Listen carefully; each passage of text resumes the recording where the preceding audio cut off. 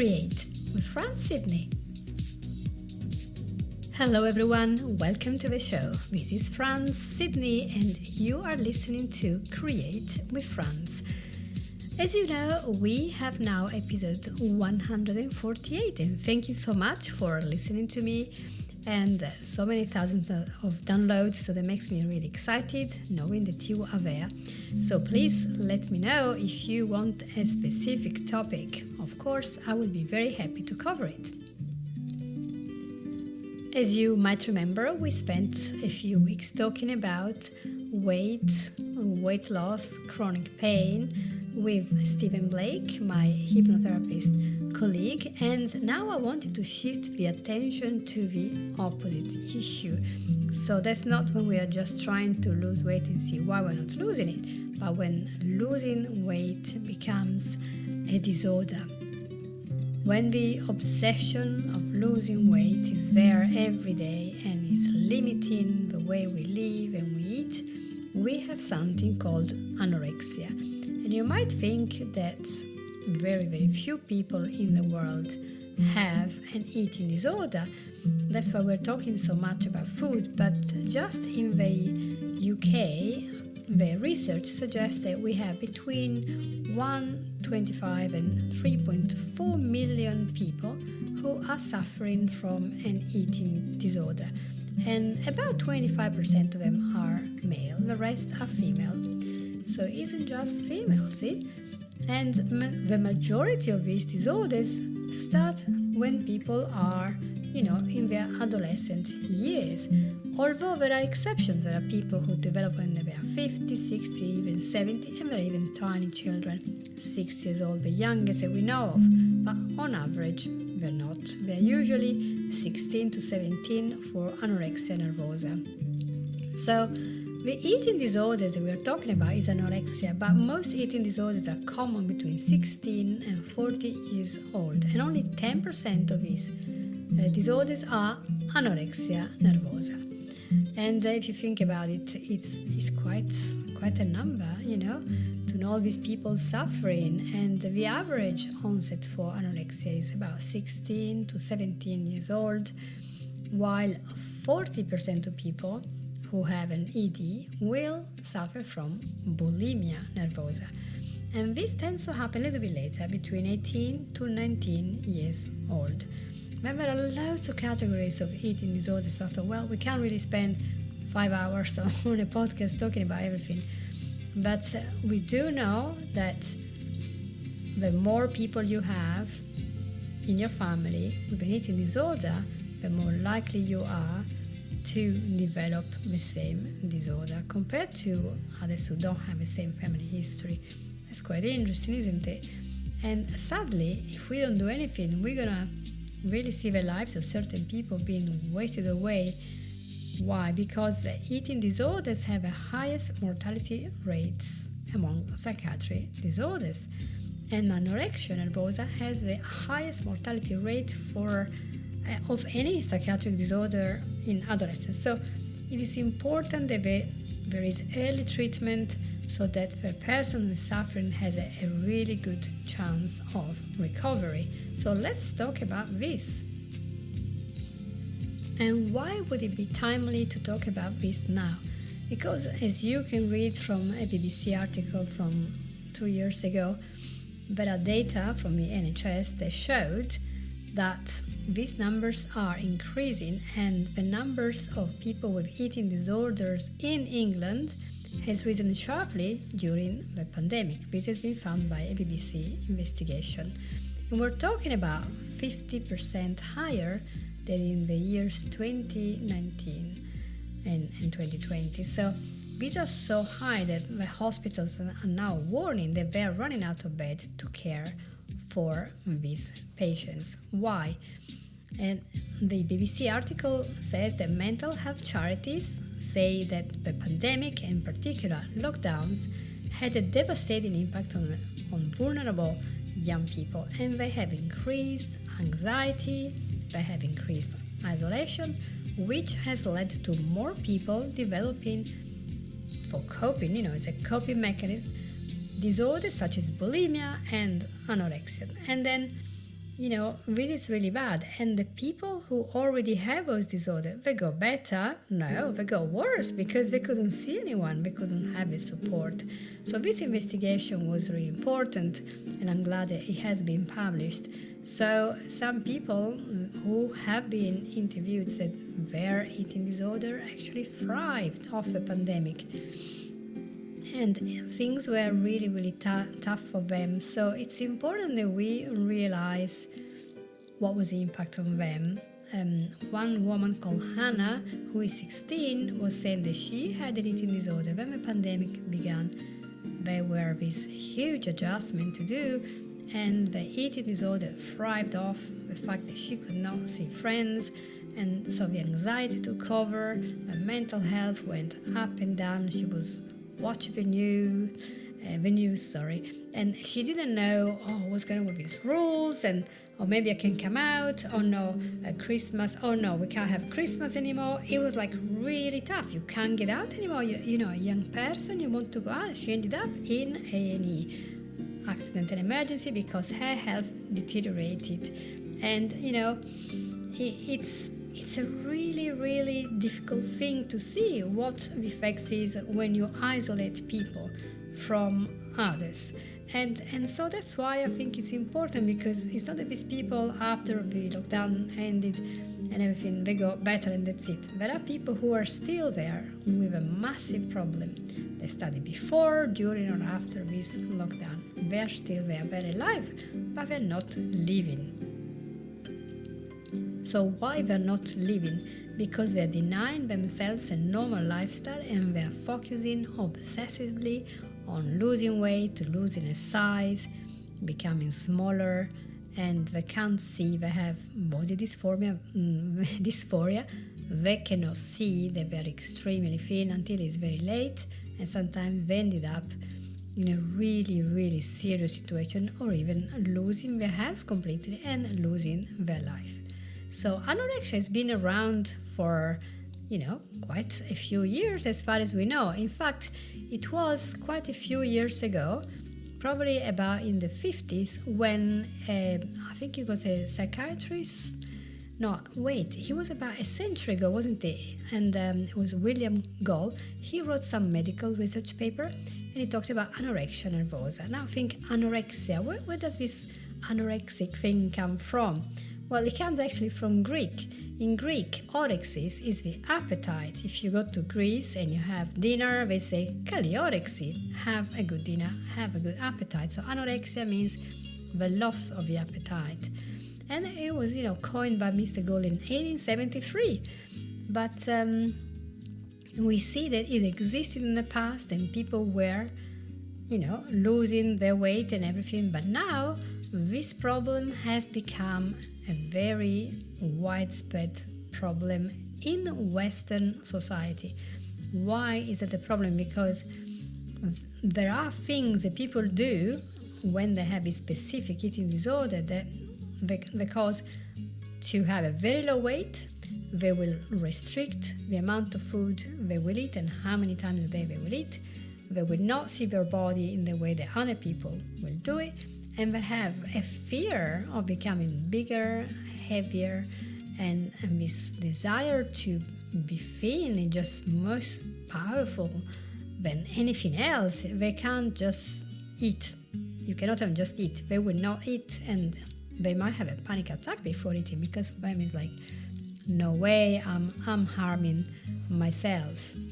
And I was watching recently a video from a woman who had suffered from 10 years of anorexia, and she remembered that during breakfast time, for example, she was there with this bowl of porridge or whatever it was, and she would have these intrusive thoughts coming all the way, and the thoughts would say, I don't deserve to eat, I am too fat, I'm out of control. And so she would just stop eating and feel very guilty because she was eating. And the interviewing person on the other side, the journalist, said, what would happen if you ate? And she said, well, if I ate, my worth as a person will go down, and people won't love me, people will not care about me, I just feel disgusting. And that is because for her, food meant guilt. It means shame, it means anxiety. And so, of course, what happens is when you are focusing so much, that is too much, on your food, on your calories, on your weight, on your exercise, and you are anorexic, you stop thinking about the things that could be very important and useful for your recovery. So these people start maybe with just exercising too much or wanted to be thin for a particular reason, and then they end up having a huge problem. One of the stories that I read recently is about a girl that was actually a very tall and robust basketball player, and she was very good. You see the photo, she's fine. But people were bullying her. They were saying, awful names, calling her fat, and I can tell you she was everything but fat. And eventually, she took this bullying very seriously. She developed anorexia, and for several years, she was very ill. She became thinner and thinner, and despite being hospitalized many times, there was a point in her life when she stopped fighting it, and she sadly passed away. And before she did, she allowed her DNA to be studied by the scientific community, and you will see, I will put a video, and in minute 33 you will see that it's been established that there can be a genetic predisposition to develop anorexia by suffering from obsessive thinking, from depression, and from anxiety. And I'm so sad to hear that things like bullying can be a trigger for something that we might be genetically predisposed to develop. And this can be triggered by many, many things. It's a disorder that can come from almost everywhere. For example, for some of the girls, and because mostly it's girls, but not always, the problem was that there was a combination of maybe anxiety before an important exam, maybe they couldn't sleep well, maybe they've lost a person, that they were very attached to the person passed away, or the person had moved. So they had like a perfect storm, everything was bad, and this triggered the thing. In other cases, you have dancers or sport performers, models, actresses, who are told from day one, you have to be size 0, you have to be smaller, we measured you, you need to be 2 inches smaller on your hips. And so they just stop eating altogether because they don't know what a proper healthy diet is. And maybe they are very, very young, they don't really go back to their parents, and in saying they accept that people have to be really thin. But if you look at the catwalk, some of the models actually faint on the catwalk because they are so weak, they haven't eaten, because they have to be, gaunt looking, very thin, they have to be like skeletons. And I always wondered why we as a society keep buying from people, from designers who put on the catwalk very anorexic looking models, because they really cannot be giving a positive message to our sons and daughters of what a healthy body and lifestyle can be. We need to really get together and think about what kind of psychological triggers we might have in our family, environment, work, school, social media that might make these people feel badly about themselves and about their body, about their health, and the weight, the shape, and everything else. And so the best thing we can do for them is to talk about things, to be able to give those thoughts and emotions a place so we can talk without feeling that we're going to be judged or attacked or whatever. And it's important that we all can have negative thoughts, but important not to give them attention and to let them go away. And once you learn that, you are much more in control even of anorexia. So the family needs to learn family therapy, to understand the language of mental ill health, so that when you have these demons coming, you're fighting them, your friends, your family are with you, helping you. And when we learn to be honest and to express these negative thoughts and those feelings, you see that they become less dangerous and less heavy, and you can move on and eat normally and be just a normal person that has an odd, stupid thought. I read so many stories of recovery from anorexia, and I feel very, very positive that we can really learn how to get out of it, but we all need professional help. Why? Because it's important that a lot of young people know this. They do not know how to talk about their thoughts and their feelings. They don't know how to talk about their struggles, and they don't know what to do with their mood and with their anxiety. So these words are sometimes missing, or they might be learning from TikTok, and maybe it's not as useful. So we have these things. We have genetical parts in our, in the components of our character and what we do and our behaviors. So the genetic components are important, and we can have things that are stress-inducing events, but major life changes, they can be there. We give value to being thin, and of course we reach a very low weight, after which people start to treat us differently. So it is important to start looking at this, why we're getting this body dysphoric disorder, why we're getting the problems, and what the parents want to do when they have a young person that seems to be stuck into an endless diet. They want to help their child to get back to a healthy weight, but sometimes it's very hard because a child is closed to every possible adversary wall. And this is probably when we start talking to therapists, so we can talk about anxiety and depression and tackling maybe with cognitive behavioral therapy or with hypnosis or whatever you decide. With family therapy, we see what's going on, and in some cases you are admitted to a hospital to restore the weight that you have lost, because it is important. There will be a problem if the weight keeps going down.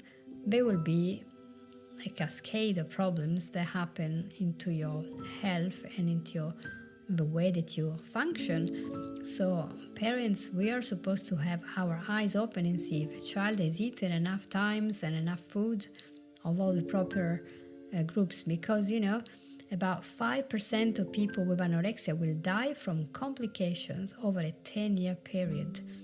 So they have quite a risk there, and it's important to be very, very solid, in this approach that we want to help them, and we want to understand what is the root cause of the eating disorder, because it's not normal to starve ourselves.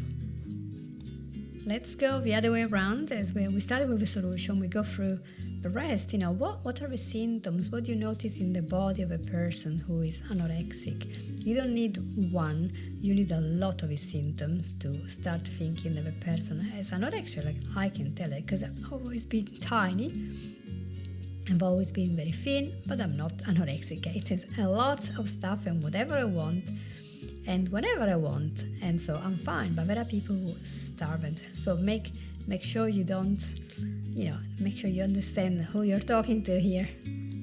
So you're looking at a person that is way thinner than they should be for their height, and maybe they don't have periods anymore if they're girls. Maybe their hair is not doing well, the hair is thinning. That's not normal when you're in your 12 to 20 years old. You shouldn't be losing your hair. And maybe they're doing everything so they don't become overweight, but you see them, they're like size 10 or 8 or even 6, and they're like overweight, and the weight is going down. You can see from their face the weight is going down. When you're quite advanced in anorexia, you will have a little lanugo, which is like very soft hair is going all over the body, and you can see that in transparent but with a backlight, and you think, what was going on with the person? It's a reaction of the body. They might have heart problems, so the heart is going a little bit too fast or not quite regular. They might be always tired. You can see when they're talking, it's very difficult to talk to them, and they speak with a lot of effort. They are cold, and they tend to have a rather bad breath. They also must have things sometimes like muscle tension that you couldn't think why they're having, and they can't sleep well. So these are some of the things. You might also notice they might have photographs, and they might weigh themselves and weigh all the foods. So there are things, that you can see on top of a bodily, very visible signs. So you will notice a really big preoccupation with the food. Maybe they cook for you, but they will not eat any of that. And maybe they're the famous people that they admire are skeletons, and they speak very critically of being of a normal weight, and they might have, maybe not a very good memory anymore, and their mind isn't quite working clearly anymore. They become very rigid, very inflexible. Also remember that a percentage of these people are also autistic, and that makes everything, amplifies that. And they might have a really low self-esteem. They don't believe in themselves. They're very critical of themselves. You will see perfectionists. You might see OCD. You will see depression. They might be covering their bodies. You don't see it. They might have anxiety. The mood goes up and down all the time. And, then eventually you will notice that they are hiding. They're not eating with you. They're going to their bedroom to eat, but they're not going there with a big pizza. They go with very little and they throw it away. And so you get like, what's going on here? And they might cut everything into small pieces. I'm going to eat it later, and then they don't. Then there is something called anorexia purging. And so these are people that have diet pills and laxative or diuretics because they're trying to flush all this food, and they're restricting everything, but then every once in a while they do binge eating, and it's not the same as bulimia nervosa. This is different. And as it happened to one of the guys I was watching a video of, they might do exercise, so much exercise, hours and hours and hours, because they decided to be very fit, by so much that they are collapsing and they end up hospitalized because it was too much for them. So even guys can have a problem. And self-harming, that's another thing that happened to them. Happen they do. And being lonely, they do not want to go and see with friends, and they feel lonely because they don't see anyone. But they keep seeing themselves as a person that needs to lose weight. That's interesting. That's just so incredible how they do not see themselves like we do. There are also cases where anxiety comes with body dysmorphic disorder or with attention deficit hyperactivity disorder. It could be part of alcoholism. It could be a borderline or other personality disorders. And it could be just anxiety and depression. It could be autism spectrum. So really you want to see a person that is very professional for a diagnosis, because you want to make sure of to understand what you're dealing with. So, because anorexia nervosa is also very heritable, like twin studies have a heritability of about 30 to 60%, so, that's quite high sort of thing. And so you want to look at all these things and see how likely is it that this is anorexia, and that is something that was predisposed and now it's been triggered. And then you might have lots of problems later, and you want to stop and you be stronger because that there is the genetic component that makes it more difficult for them. Although in the past some people thought, well, you're anorexic because maybe you were abused as a child, your family wasn't good. There isn't really much evidence of that. But what we do know is that some of the causes of anorexia are psychological. So you see, the self-esteem is really not very good. And these people are depressed. They cannot control themselves. So they control something in their life by controlling the food. The anxiety is there all the time. They're not calm and relaxed people. And they are very, very perfectionists. They're trying to do everything right. And so they are very, very specific also about their behavior towards food. One of the big risk factors for anorexia is trauma. And it could be, quite a high risk as well. So it's important because more than 70% of people who have it, they talk about a trigger being a traumatic event. So let's talk. We have to keep maybe the mouth open and the ears open, and so that the person can talk, we can listen, and the therapist can make a proper professional diagnosis of what is going on and why is going on. And there has been, of course, trauma that is being perpetrated several times on a person, maybe physically, they've been beaten up or something. And in any case, if it's physical trauma, the person can feel, well, my body is used by others to control me, it's not mine, and when they start to control the food, they can control how much to eat. So they have a control over their life. So it is interesting how the unconscious mind will work here. And also for some people who've been sexually abused and they were told, oh, you're beautiful, you're so cute, maybe unconsciously sometimes there is this unknown thinking, but basically if I don't eat, I'm not going to be very good as a sexual object, so I'm not going to be very appetizing, so nobody is going to jump on me.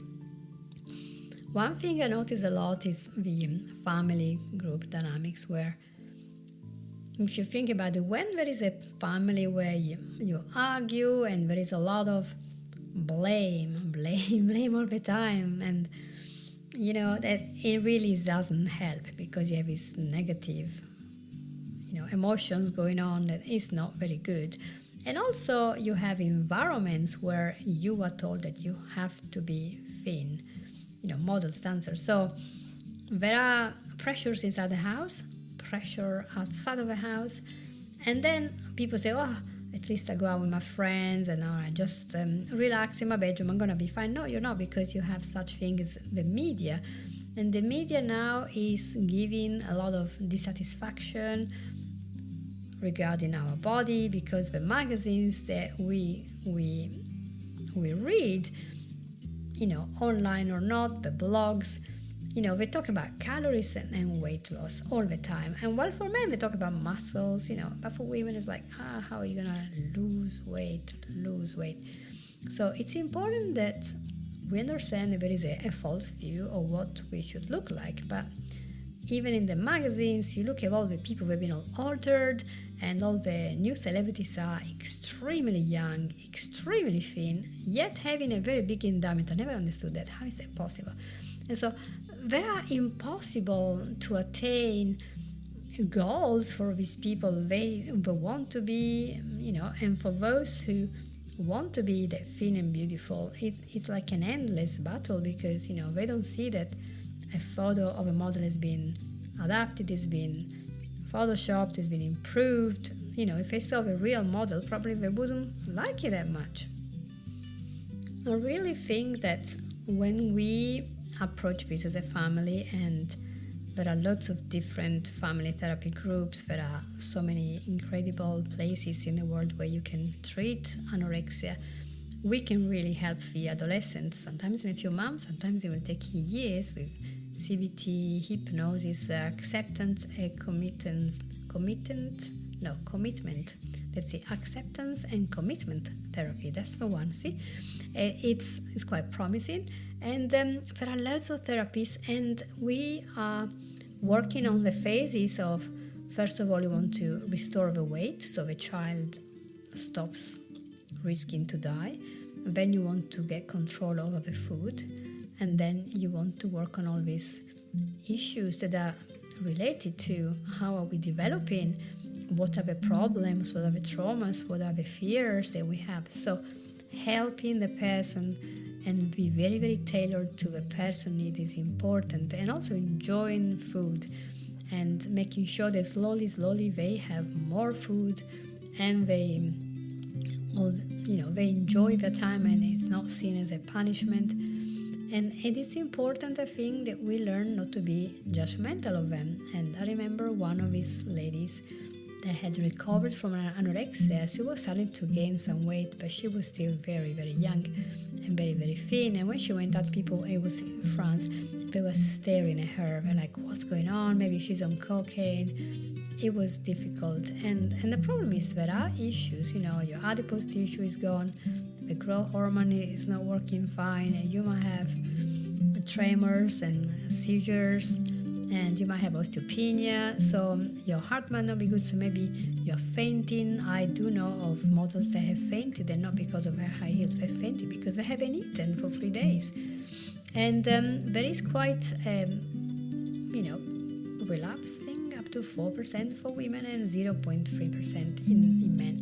So it's important to make sure that these people are helped as early as possible and restored to their weight when possible, as soon as possible, and helped for years after that, because it might sometimes come back, especially if they were not in the center of this decision of stopping that. So we want to make sure the conversation is going, they are heard, and they can start loving themselves, loving their body again, and controlling these thoughts that come to them, and they make them think that they are not good enough, they're not lovable, they're not beautiful enough, and they need to restrict their food or there's going to be a problem. It's all in their head, obviously, because the society does not ask anyone to starve.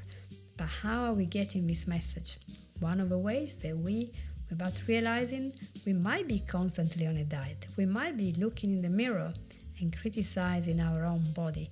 We might be looking at social media and praising in movies and images only very thin people. And there are lots of other ways in which, without wanting to, we might establish some way of thinking, which is okay, you might say something and that's fine. But in other people who are predisposed and then they end up having the perfect storm, it might trigger a lifetime problem. And I remember watching some movies and documentaries was it on YouTube, I think, and the comments underneath were heartbreaking. There are people who've been suffering from anorexia for 15 years, 20 years, 30 years.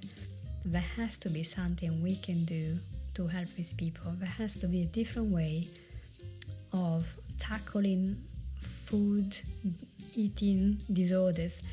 And this is not about celebrating obesity, because then we will go to the other side, but about celebrating health and life without going to the extremes in any direction, which I think is a more sensible way of tackling, because food is there to nourish you, to make you feel great, to build you up. It's not there to celebrate every day, and it's not there to punish you, to make you expand. So how are we seeing, how are we developing this relationship with the food is very important. And so let's look at that. Let's look around and see in our families and group, is there a person that seems to have this problem? Maybe all they need is a friend, somebody to talk to reassure them, and maybe we just save them from starting this cycle of intrusive thoughts and thinking they are not good enough. I also really hope that if you have ever bullied somebody and called them fat, that you will stop now. I've never been called fat because I've always been underweight, so I've been criticized for years and years and years because I was too thin, and it really wasn't my fault. That's how my body was. I just could not put any weight. It was impossible. It took me years to understand I had to overeat, as far as I was concerned, to get to a normal weight. And I know how it feels to be bullied and criticized to a certain extent. So I hope if you've done it, just don't do it ever again, and think about the effect you have on others, because bullying others is a terrible thing, and it only reflects how negatively you think about yourself. That's why you go and put down others. So please don't ever do it again. And I want to finish right here talking to the bullies. That's how I feel today. And it's because we sometimes criticize our own children, grandchildren, friends, etc. And we're maybe trying to help, but we completely destroy them with constant comment about how we look. And there has to be a different way maybe of relating to them. In some culture we are more critical than others, I get it, but there's no way that we can justify people following in this cycle of feeling that they will never match up to our expectations. So this is it. I mean, this is just scraping the top of the tip of the iceberg, because obviously if I were to talk about eating disorders I would be there for ages. There'll be books, there'll be something, but I'm not the top expert in the world. There'll be loads of professionals and psychiatrists, psychologists and therapists worldwide, but this is just like an inking so that you don't get the idea that I'm all for weight loss or anything just because I've done 3 episodes. No, I'm not. I'm for healthy eating and enjoying your life, enjoying your food, making sure you eat good, fresh food. But for me, the weight is, it's very personal, and some people a bit more, some people a little bit less. We're all different. So I hope you have enjoyed this episode. Thank you very much for being with me today. And if you liked it, please leave a good reviews on Apple iTunes or on the other Podchaser, whatever they are called, or send me a star on Facebook, because now I get 1 cent, no, 0.0 cents for a star. Yay, I'm gonna be a millionaire. I can't wait. And please share it with somebody who needs it, and reassure them that they are loved and they're beautiful, even if they're not exactly the same weight as a star on TikTok. Thank you for being with me, and I'll see you all next week. Take care. Bye.